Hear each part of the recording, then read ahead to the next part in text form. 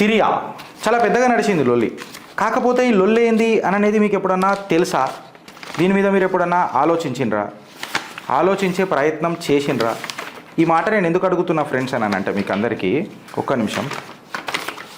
అసలు ఈ లొల్లి అంతా ఎక్కడికేం జరిగింది, ఏం జరిగింది అనేది మనం తెలుసుకోవాలి. ఫస్ట్ ఇదంతా మనం తెలుసుకోవాలి. ఎందుకు తెలుసుకోవాలి గిరీష్ అని చెప్పి మనం మాట్లాడితే దీని మీద చాలా ఒక ఘటనలు ఉన్నాయి.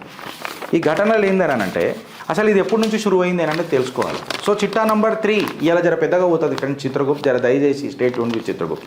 ఈ సిరియా ఇంత ఘోరంగా జరుగుతున్నప్పుడు దీని కథ ఏడాదాకా వచ్చిందని అంటే ఈ చిత్రగుప్త్ చిట్టా రాసుకొచ్చిందంటే అబ్సల్యూట్గా డేటా ఇస్తుంది. So concentrate on the data, dots connect చేసుకుంటా పోండి. అతి కష్టంగా ఇట్లాంటి డేటా తీసుకొని వస్తాం ఫ్రెండ్స్. తో దయచేసి వి రిక్వెస్ట్ యువర్ మీ ఆదరణ మాకు కావాలా. ఇది నలుగురికి షేర్ చేయండి, తెలవాలి, అందరికీ తెలవాలి.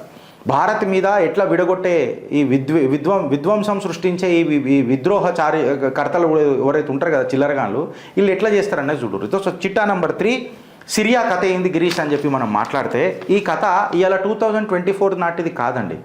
1978 ఆఫ్ఘనిస్తాన్ ఏదైతే పీపుల్స్ డెమోక్రటిక్ పార్టీ ఆఫ్ఘనిస్తాన్లో ల్యాండ్ రిఫార్మ్స్ తీసుకొస్తామని చెప్పి గరీబోళ్ళకి ఎవరికైతే ల్యాండ్ తక్కువ ఉందో వాళ్ళకు ల్యాండ్ పంచుదాం, అమీరోళ్ళకి ఎవరెవరికైతే ఉందో అని చెప్పి షురూ చేస్తే కొంతమంది ముల్లా మౌల్వీలకు ఉచిలిలేసింది. అరే మా భూములు ఎట్లా పోతాయి, ఎందుకంటే వాళ్ళ ల్యాండ్ బ్యాంక్ వాళ్ళ దగ్గర బాగుండే. ఈ ముల్లా మౌల్వీలు అందరూ ఏం చేసిరానంటే బాగా డిస్టర్బ్ అయిపోయి పాకిస్తాన్ ఆశ్రయించారు. పాకిస్తాన్ కూడా ఏమని అనుకున్నదంటే ఎస్ ఇప్పుడు పోయి మనం ఈ ముల్లా మౌల్వీ గాన్లకు సపోర్ట్ చేసి ల్యాండ్ రిఫార్మ్లో జర మనం వాళ్ళకు మద్దతు తెలుపుతే ఆఫ్ఘనిస్తాన్లో మన ప్రెజెంట్ స్టార్ట్ అవుతుందని చెప్పి వాళ్ళు ఆలోచించారు. సో పాకిస్తాన్ ఇందులోకి ఆల్రెడీ ఎంటర్ అయింది కాబట్టి సో వాళ్ళ ల్యాండ్ బ్యాంక్ని కొంచెం పెంచుకోనికే తన మార్క్ రాజకీయాలు ఆర్ టు దట్ మ్యాటర్ తన పెత్తనం కూడా చెలాంచుకోవాలనని సోవియట్ యూనియన్ కూడా ఆఫ్ఘనిస్తాన్లకు ఎంటర్ అయింది. సో ఇదంతా ఇప్పుడు కథ మొదలైందంటే 1978లో మొదలైంది, పీపుల్ డెమోక్రటిక్ పార్టీ ఎక్సెట్రా. దాని తర్వాత సోవియట్ యూనియన్ పెత్తనం పెద్దగా అయిపోతుందో పెద్దన్న పాత్ర పోషిస్తుందో ప్రపంచ స్థాయిలో అని చెప్పి అమెరికా తన మార్క్ రాజకీయాలకు తన పెద్దన్న పాత్ర పోషించాలి అని చెప్పి ఏలువెట్టుడు షురూ చేసింది. ఆఫ్ఘనిస్తాన్లో ఈ ముల్లా మౌల్వీలకు సపోర్ట్ చేసుడు షురూ చేసింది. సో దశాబ్దాల వారీగా 1978 నుంచి 1989 ఆర్ 1988 వరకు ఈ పంచతంత్ర కథలు దశాబ్దాల వారీగా నడుస్తున్నది. అమెరికా, సౌదీ అరేబియా, పాకిస్తాన్ ఇంకా సోవియట్ యూనియన్ వీళ్ళందరూ కలిసి ముస్లిం మొబిలైజేషన్ షురూ చేసిండ్రు, ఆర్ టు దట్ మ్యాటర్ మౌల్వీలకు సపోర్ట్ చేసుడు షురూ చేసారు. అమెరికా ఆబ్వియస్గా కొంచెం పెద్ద పాత్ర పోషిస్తుంది కాబట్టి ఆపరేషన్ సైక్లోన్ అని చెప్పి ఒకటి మొదలెట్టింది అమెరికా. ఇది గుర్తుపెట్టుకోరు మీరు. అమెరికా ఒక ప్రాజెక్ట్ స్టార్ట్ చేసింది ఆపరేషన్ సైక్లోన్ అని. Virginia and to that matter న్యూయార్క్లో బ్రూక్లైన్ ఎక్కడైతే ఉన్నదో అక్కడ కొన్ని ట్రైనింగ్ క్యాంపులు తయారు చేసింది. అల్ కిఫా అనే ఒక రెఫ్యూజీ క్యాంప్ స్టార్ట్ చేసి CIA ట్రైనింగ్ ఇచ్చుడు స్టార్ట్ చేసింది అధికారంగా. ఈ క్యాంపెయిన్ ఏం చేసింది అని అంటే రాడికల్ ట్రైనింగ్ ఇచ్చింది for the Muslim mobilization. In fact చెప్పాలనంటే రాడికల్ ఇస్లామిక్ ఏమంటారు ట్రైనింగ్ ఇచ్చి వీళ్ళందరినీ క్వెటా ఏదైతే మన పాకిస్తాన్లో ఉన్నదో అక్కడి నుంచి వీళ్ళందరినీ డిపార్ట్ చేసుడు స్టార్ట్ చేసింది ఆఫ్ఘనిస్తాన్ లోపలికి. అమెరికా, సౌదీ అరేబియా, పాకిస్తాన్ ఈ 3 కలిపి ఒక ఆఫీస్ పెట్టినాయి. ఆ ఆఫీస్ పేరే మగ్దల్ అల్ ఖద్మత్, MAK అని అంటారు. మగ్దల్ అల్ ఖద్మత్ అని చెప్పి ఒక ఆఫీస్ పెట్టి ఈ రాడికల్స్ అందరినీ పాకిస్తాన్లో నుంచి పంపించిండ్రు. దీని కారణంగానే ఒకటి ఆఫ్ఘనిస్తాన్లో ఫామ్ అయిన సంస్థ అల్ ఖైదా. గిరీష్ సిరియా గురించి అల్ ఖైదా లింక్స్ అందుకే అన్న డాట్స్ కనెక్ట్ చేయండి, జాగ్రత్తగానండి. అల్ ఖైదా ఫార్మ్ అయింది. అల్ ఖైదా ఫార్మ్ అయ్యి సోవియట్ యూనియన్ మీద గడ్డపార దించే ప్రయత్నం చేసింది. ఈ అల్ ఖైదా ఎట్లా ఫార్మ్ అయింది గిరీష్ అని చెప్పి మాట్లాడితే సౌదీ అరేబియా నుంచి అబ్దుల్ అజమ్ అని చెప్పి ఒక ఆయన ఎవరైతే సమ్ టీచరో ప్రొఫెసరో ఏమో ఉండే ఆయన కాలేజీలలో ఏం పని చేస్తున్నారో మనకు దేవుడెరుకు. అబ్దుల్ అజమ్తో పాటు ఈ ఉసామా బిన్ లాడెన్ అనే వ్యక్తి కూడా ఆఫ్ఘనిస్తాన్లోకి వచ్చిండు. ఆఫ్ఘనిస్తాన్లోకి వచ్చి వీళ్ళందరూ జవారీ అనే ఒక ఆయనతో కూడా చేతులు కలిపిరు. ఈ జవారీ అనే వ్యక్తి ఈజిప్ట్ నుంచి వచ్చిండు.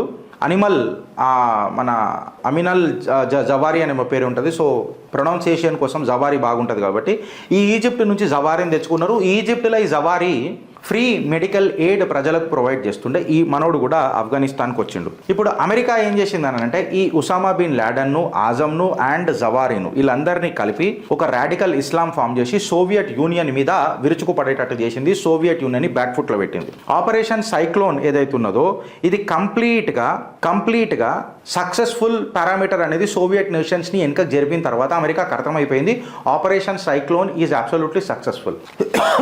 అప్పుడు ఈ ఆపరేషన్ సైక్లోన్ అనేది కేవలం ఆఫ్ఘనిస్తాన్ వరకే మనం ఎందుకు పరిమితం చేద్దాం? వేరే దేశాలకు కూడా ఈ ఇస్లామిక్ రాడికలైజేషన్ని మనము ఎక్స్పోర్ట్ చేసి తద్వారా డీస్టెబిలైజేషన్ చేసి ఆ ద్వారా అమెరికా ఏదైతే మిలిటరీ ఫ్యాక్టరీని బయటికి పంపించి ఆర్ అమ్మి పైసలు సంపాదిస్తుందో దీని మీద మనం బతుకుదాం అని చెప్పి అమెరికా కలగన్నది వాస్తవమా కాదా? ఇలా విశ్లేషకారులు మాట్లాడుతున్న మాట.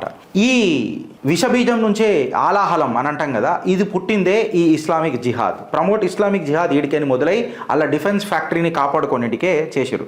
1989లో ఎప్పుడైతే సోవియట్ యూనియన్ ఆఫ్ఘనిస్తాన్ని కోల్పోయిందో ఉసామా ఇంకా జవారీ కంప్లీట్గా వాళ్ళకి అర్థమైంది ఏంటనంటే వీళ్ళు కేవలం ముస్లిం కాన్స్పిరసీ మీద పోతున్నారు, ముస్లింలను జిహాదీ సంఘటనలలో తీసుకోబోతున్నారు, తద్వారా వీళ్ళ పెత్తనం చేసుకోనిక చూస్తున్నారు. ఇన్ఫ్యాక్ట్ చెప్పాలనంటే మా వాళ్ళని మాకే వీళ్ళు దుష్మన్ చేస్తున్నారు అని చెప్పి ఆలోచించి 9/11 అటాక్ చేసింది. ఎవరు? అల్ఖైదా.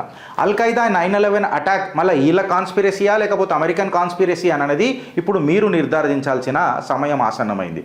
ఎందుకంటే ఇంతదాకా మనకు ఇస్లామిక్ రాడికలైజేషన్ వల్లనే 9/11 అటాక్ జరిగిందని చెప్పిండ్రు. కాకపోతే ఇక్కడ మీరు చూడండి, అల్ఖైదా ఎప్పుడైతే 9/11 అటాక్ చేసిందో అమెరికన్ ఇంటెలిజెన్స్ ఆ రోజు నిద్రపోయిందా అన్న ఫస్ట్ ప్రశ్నకు ఇంతవరకు ఎవరు సమాధానం చెప్పలే. ఇంత ఘోరాతి ఘోరమైన ఘటన అమెరికాలో జరుగుతుంటే మళ్ళీ ప్రపంచ స్థాయిలో ప్రఖ్యాతిగాంచిన CIA నిద్రపోయిందా అనేది ఇంతవరకు ఎవరు చెప్పలే. Is it an absolute failure of CIA? Who will answer our questions అన్నది ఒక పెద్ద ముద్ద. అమెరికా తర్వాత ఈ అల్ఖైదాని ఒక టెర్రరిస్ట్ ఆర్గనైజేషన్ లెక్క డిక్లేర్ చేసింది. 2003లో అమెరికా ఇరాక్ని ఇన్వైట్ చేస్తుంది. ఎందుకు ఇరాక్ ఇన్వైట్ చేస్తుంది? డెమోక్రసీ రిస్టోర్ చేయడానికి ఏం చేస్తుంది. ఎందుకు డెమోక్రసీ రిస్టోర్ చేయాలి? బయాలజికల్ వెపన్స్ ఉన్నాయని అంటది. బయాలజికల్ వెపన్స్ ఉన్నాయని ఎవరు చెప్పిండ్రు? సౌదీ అరేబియా చెప్పింది. సౌదీ అరేబియాకు ఇరాక్తో ఏం సంబంధం ఉన్నది అనంటే, ఎక్కడైతే షియా డామినేటెడ్ ఇరాక్లా సున్నీ లీడర్ సద్దాం హుసేన్ చలామణి అవుతున్నాడో పరిపాలిస్తున్నాడో అట్లెట్లా మా షియా డామినేషన్ ఉండాలి కదా అని చెప్పి ఈ అమెరికా ఈ షియా సున్నీ వివాదాన్ని ఒక సేవ్ డెమోక్రసీ అనే పేరుతో ముంగటికి తీసుకొచ్చింది. వాస్తవమా కాదా? సౌదీ అరేబియా ఈ షియా డామినేషన్ ఏదైతే ఉన్నదో ఎక్సెట్రా షియాల సున్నీలకు కొట్లాడి ఇప్పుడు షియా వర్సెస్ సున్నీ అయిపోయిన తర్వాత ఉసామా బిన్ లాడెన్ దీని మీద మాట్లాడిన ముచ్చట్లు or to that matter dots connect చేసి మనం చూస్తే Osama was never against Shia Sunni. ఆయన ఇస్లామిక్ రాడికలైజేషన్ని ప్రమోట్ చేసిండేమో కానీ ఉసామా బిన్ లాడెన్ అనేటోడు ఇస్లామిక్ రాడికలైజేషన్ని ప్రమోట్ చేయడానికి ప్రయత్నం చేసిండు. మనం ఎందుకు కొట్లాడుకోవాలా? షియా అన్న సున్నీ అన్న ముస్లిమే కదా అని చెప్తే ఇరాక్లో వీళ్ళు ఒకటి ఇస్లామిక్ స్టేట్ ఫార్మ్ చేశారు. అబూ జర్కావి దీనికి నేతృత్వం వహించాడు. ఇన్ఫ్యాక్ట్ ఇది చెప్పాలనంటే అల్ఖైదా ప్రేరేపిత సంస్థనే ఏది మన ఇస్లామిక్ స్టేట్. అయితే మన మక్సద్ సేమ్ అయినప్పుడు, మన ఆలోచన సేమ్ అయినప్పుడు, మన భాయిచారా సేమ్ అయినప్పుడు వేరే సపరేట్ సంస్థ పేరెందుకు పెట్టుకొని నడుపుతావు అబూ జర్కావి? దీన్ని మనము ఏమంటారు అల్ఖైదా ఇన్ ఇరాక్ అని చెప్పి మళ్ళీ దాన్ని రీనేమ్ చేసి సున్నీ వెల్ఫేర్ కోసం యూజ్ చేద్దాం అట్లా అని చెప్పి మనం షియాల మీద టార్గెట్ చేయొద్దు అని చెప్పి ఆలోచించారు. తర్వాత జర్కావి దీని మీద కొంచెం ఆయనకి ఇక అధికార మదనం నెత్తి మీదకి ఎక్కిపోయి ఉసామా బిన్ లాడెన్తో కొంచెం ఆయనకు కిరికిరిలు అయిపోయి మిస్అండర్స్టాండింగ్స్ పెరిగిపోయి వీళ్ళు సపరేట్గా మన ఒక సంస్థను ఓపెన్ చేసుకున్నారు. షియా వర్సెస్ సున్నీ లొల్లిలు షురు అయినాయి. ఇన్ఫ్యాక్ట్ ఈ జర్కావి షియాలను చంపుడు షురు చేసిండు, టార్గెట్ షురు చేసిండు, సున్నీలను కూడా టార్గెట్ షురు చేసిండు. 2006లో అల్ఖైదా అండ్ ఇస్లామిక్ స్టేట్ ఏదైతే ఉందో అది కంప్లీట్గా స్ప్లిట్ అయిపోయినాయి. అబూబకర్ బై 2010లో కంప్లీట్గా అల్ఖైదాతో స్ప్లిటప్ అయిపోయి షియాలని సున్నీలను టార్గెట్ చేసిన విషయం వాస్తవమా కాదా? 2011లో సిరియాలో ఇక్కడ నుంచి కాన్సన్ట్రేట్ చేయరు ఫ్రెండ్స్. 2011లో సిరియాలో ఒక సివిల్ వార్ జరిగింది. ఆ సివిల్ వార్లో ఇన్ఫ్యాక్ట్ చెప్పాలనంటే కొంచెం ఇది పార్క్ చేసి 1963లో ఒక మిలిటరీ యాక్షన్ జరిగింది. హఫీజల్లా ఎవరైతే బాత్ పార్టీతో చేతులు కలిపి హఫీజల్లా అసద్ అనే ఒక వ్యక్తి బాత్ పార్టీతో చేతులు కలిపి మిలిటరీ యాక్షన్ ద్వారా అధికారంలోకి వచ్చి ఆ తర్వాత అసద్ వంశీకులే ఈ పరిపాలనను కొనసాగిస్తూ ఒక డిక్టేటోరియల్ ఫార్మ్ ఆఫ్ గవర్నెన్స్ని నడిపిస్తూ ఒక ముస్లిం సెక్ట్ని ఫాలో అయిపోయి వీళ్ళు నడిపించారు. అండ్ టు దట్ మ్యాటర్ షియానే. సో ఇది షియా ప్రభుత్వం సిరియాలో ఉంది కాబట్టి అబ్సల్యూట్గా ఇరాన్ కూడా సపోర్ట్ చేస్తుంది బికాస్ ఆఫ్ షియా కమ్యూనిటీ. 2011లో మళ్ళా అమెరికా అడుగుపెట్టింది. దాని పేరే పెట్టింది అరబ్ స్ప్రింగ్ అని చెప్పి ఒక ఆపరేషన్ స్టార్ట్ చేసింది. 2011లో అమెరికా అరబ్ స్ప్రింగ్ అని చెప్పి ఒకటి స్టార్ట్ చేసింది. ఇది కంప్లీట్గా సిఐఏ నేతృత్వంలో జరిగింది. ఇది అసద్కి విరుద్ధంగా కొట్లాటకు షురూ చేసింది. ఇక్కడ ఏమైపోయిందని అంటే ఇరాక్లో already Abu Bakr ISIS decide చేసుకొని మెల్లగా సిరియాని ఇన్వేట్ చేసుడు షురూ చేసిండు. పార్ట్లుగా సిరియాని కబ్జా చేసుడు షురూ చేసిండు. 2013లో ఎప్పుడైతే ల్యాండ్ ఆక్యుపై చేసుడు షురూ చేసిండో 2014లో ఐఎస్ని రీనేమ్ చేసి ఐఎస్గా మార్చింది. వాస్తవమా కాదా? Islamic state in Syria and Iraq అని చెప్పి పేరు పెట్టింది. వాస్తవమా కాదా? ఇక రాను అబూబకర్ ఏం చేసిండంటే ఐ ఆమ్ ది ఖలీఫా ఆఫ్ ఐఎస్ఐఎస్ అని చెప్పి షురూ చేసిండు. 2014లో ఉసామా చచ్చిపోయినరు. దాని తర్వాత నేతృత్వం అంతా ఐఎస్ఐఎస్ చేతిలోకి పెద్దగా పోయింది. బికాస్ ఉసామా సెకండ్ లైన్ ఎవరైతే ఉండేనో పెద్దగా అల్ ఖైదాని నడిపించలేకపోయిండు. సో ఐసిస్ చాలా స్ట్రాంగ్ అయిందన్నది మనకు అందరికీ తెలుసు. దాని తర్వాత జబాతుల్ మున్సా అనే ఒక సంస్థను పెట్టి దానికి కౌంటర్ చేయడానికే ప్రయత్నం చేసిరు ఐఎస్ఐఎస్కి అల్ ఖైదా ద్వారా to protect Sunni interest in Syria. అంటే మన భాయిచారా మనం పోగొట్టుకోవద్దు. ఏమన్నా ఉంటే మన దుష్మన్ అమెరికా. సో అమెరికాని మనం టార్గెట్ చేద్దాం, షియాసుని కొట్లాటలు వద్దు అని చెప్పి స్టార్ట్ చేశారు. 2016లో ఈ అల్ ముస్నా అని చెప్పి ఒక సంస్థ ఫామ్ అయ్యి ఈ అల్ మున్సా ఐఎస్ఐఎస్ అల్ ఖైదా ఇవన్నీ సిఐఏ ఎక్స్టెండెడ్ ఆఫ్ సపోర్ట్గా నడిచినాయా లేవా? దీనికి ఎవరైనా మాట్లాడగలుగుతారా? జబాత్ ఫతే అల్ షామ్ అనే ఒక సంస్థను సిఐఏ మోటివేట్ చేసి సిరియాలా యాక్టివేట్ చేసింది.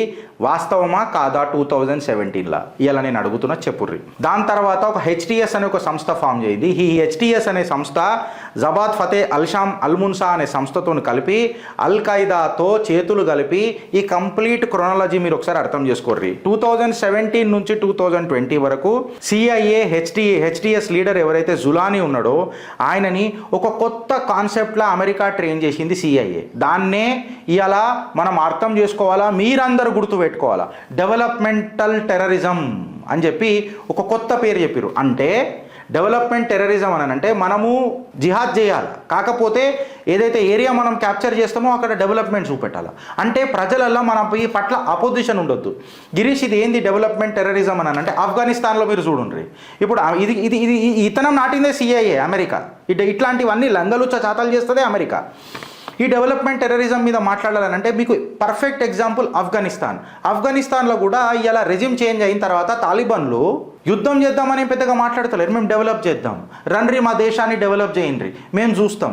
Because they should not have any sort of an opposition. That's the secondary issue. ఇలా ఈ ముఫ్తీలు అసదుద్దీన్ ఓవైసీలు వీళ్ళందరూ మాట్లాడతారు. కానీ ఎప్పుడైతే షరియాలా 100% ఇంప్లిమెంట్ అయిందో నీకు లేడీ నర్సులు ఉండొద్దు, మేల్ డాక్టర్లు లేడీలకు ఆపరేట్ చేయొద్దు, లేడీస్ డాక్టర్స్ జెంట్స్కి ఆపరేట్ చేయొద్దు, బొంగు భోషణాలు ఇవన్నీ ఎట్లా మాట్లాడుతున్నామో మనంతా చూస్తున్నాం. సో ఈ సెక్యులర్ వాదులకు మళ్ళీ ఇది సెట్ అవుతుందా లేదా అన్నది నాకు తెలియదు. సో ఈ డెవలప్మెంటల్ టెర్రరిజం మీద ఆఫ్ఘనిస్తాన్లో నాటి మెల్లగా సిరియాలకు దీన్ని పాకిపించారు. దాని తర్వాత మెల్లమెల్లగా సిటీలు క్యాప్చర్ చేయించి అక్కడ డెవలప్మెంట్ యాక్టివిటీలు ప్రొవైడ్ చేయడానికి ప్రయత్నం చేశారు. 2023 డేట్ యాద పెట్టుకోరి 7th అక్టోబర్ ఇజ్రాయిల్ హమాస్ యుద్ధం జరిగింది. అట్లనే దాని తర్వాత దానికంటే ముందే మన యుక్రెయిన్ రష్యా యుద్ధం జరుగుతున్నది. ఇప్పుడు యుక్రెయిన్ రష్యా యుద్ధం జరుగుతుంది కాబట్టి మన ఏదైతే రష్యా ఉన్నదో రష్యాకు సిరియాకు దోస్తా అయింది అని అంటే అసద్ ఇవాళ అక్కడనే అసైలం తీసుకున్నాడు అని కూడా మనకు తెలుసు. మళ్ళీ రష్యాకు ఈ సిరియాకు అసద్కి లింక్ ఏంది అని చెప్తే 2 నావల్ బేస్లు రష్యావి మెడిటరేనియన్ సీ ఆఫ్ వామ్ వాటర్స్లా సిరియాలా ప్లేస్ ఇచ్చిండు అసద్ రష్యాకి.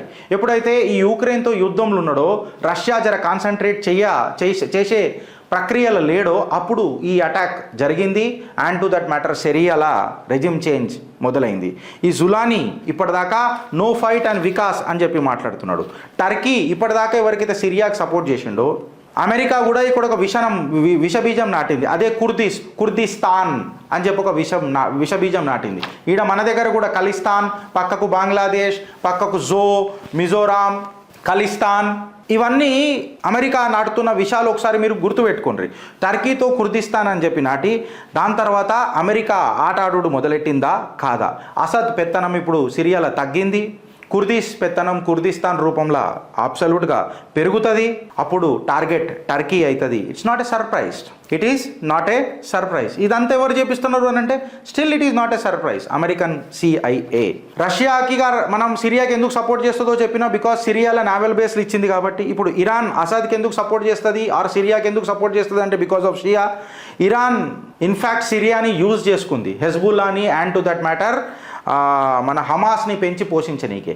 ఇవాళ హెజ్బుల్లా భూస్థాపితమైంది, ఇవాళ హమాస్ భూస్థాపితమైంది, తద్వారా ఇరాన్ కూడా భూస్థాపితమైంది. ఈ అన్నిట్ల లబ్ధి ఎవరు పొందినరు అని అంటే ఆబ్వియస్గా ఇజ్రాయెల్. థమ్స్అప్ టు ఇజ్రాయెల్ అని అంటే ఎస్, గెలికించుకోవడం అంటే ఇదే కదా. ఇజ్రాయెల్ని గెలికించుకున్నారు. And to that matter American చేసిన స్ట్రాటజీ అంతా ఇవాళ ఇజ్రాయెల్కు ఉపయోగపడ్డది. ఇవాళ అందరికంటే సంతోషంగా ఎవరు ఉంటారంటే అమెరికా. ఇవాళ అంతకంటే సంతోషంగా ఎవరు ఉంటారు అని అంటే ఖచ్చితంగా మీకు ఇజ్రాయెల్. అయితే భారత్కి ఇక్కడ నుంచి ఏం తెలుసుకోవాలా ఇప్పుడు ఈ సిరియా కంప్లీట్ స్టోరీలా అని చెప్పి మాట్లాడితే, ఏదైతే అమెరికా పెంచి పోషించిన ఈ తత్వం ఉన్నదో డెవలప్మెంట్ టెర్రరిజం, ఇది మెల్లగా ఆఫ్రికాలో కూడా పయనించుడు షురూ చేస్తుంది. ఆఫ్రికాలో కూడా ఈ developmental model of HTS or to that matter development of terrorism ఏదైతే ఉన్నదో దాన్ని యాక్టివేట్ చేస్తుంది CIA అండ్ అమెరికా. ఆడికేని ఈ ఆట మొదలవుతుంది. ఇది ఖచ్చితంగా భారతదేశంలో కూడా మెల్లగా సీడ్ మొదలెడతారు, దీన్ని యాక్టివేట్ చేసే ప్రయత్నం చేస్తారు. Thanks to all the guys who have voted for Bharatiya Janata party. అందుకే నేను ప్రతి ఒక్క భారతీయుడికి ఎవరికైతే భారతీయ జనతా పార్టీకి ఓటేసిందో వాళ్ళకు పాదాభివందనం చేస్తా. బికాస్ ఇట్లాంటి చర్య ప్రక్రియ కానీయకుండా అమెరికాకు ఉల్టా హాత్ పచ్చకడ్లు కొట్టుకుంటా తన భూమి మీదనే మాట్లాడిన మొగోడు మునగాడు జయశంకర్ గారు ఏ రకంగా జవాబులు ఇచ్చుకుంటూ వచ్చారో మీరు చూడండి. ఇవన్నీ డాట్స్ కనెక్ట్ చేస్తే మన టేబుల్ మీద ఏదైతే రొట్టె మన దగ్గర ఉన్నదో, మన పిల్లల ఫ్యూచర్ మనకి ఏదైతే ఉన్నదో అది అలా సురక్షితంగా ఉన్నది. బికాస్ ఒక శత్రు భయంకరుడు మనకు దేశ ప్రధాని నిలబడ్డాడు. గర్విస్తారా, గౌరవిస్తారా, లేక గర్జించి మోదీ హే తో మున్కిన్ హే అని చెప్పగలుగుతారా? ఆలోచిస్తారా లేక అనుభవిస్తారా? ఈ కంటెంట్ మీకు ఎట్లా నచ్చిందో ఓ నలుగురికి షేర్ చేసి చెప్పురు ఫ్రెండ్స్. మేమన్నా తప్పు మాట్లాడితే మమ్మల్ని ఉత్కారేయండి. 1978 నుంచి మొదలెట్టి 2023 అండ్ 2024 వరకు సినాప్సిస్ అన్ని డాట్స్ కనెక్ట్ చేసి చెప్పినాం. చాలా కష్టపడి ఇట్లాంటి డేటా తీసుకురావాల్సి వస్తుంది. మీకు నచ్చితే ఒక నలుగురికి షేర్ చేయండి, నచ్చకపోతే ఎందుకు నచ్చలేదో కూడా చెప్పుకుంటారు దయచేసి. బట్ బరాల్ ఆదరించేటప్పుడు ఒక కమెంట్ అయితే చేయండి. భారత్ మాతాకి జై.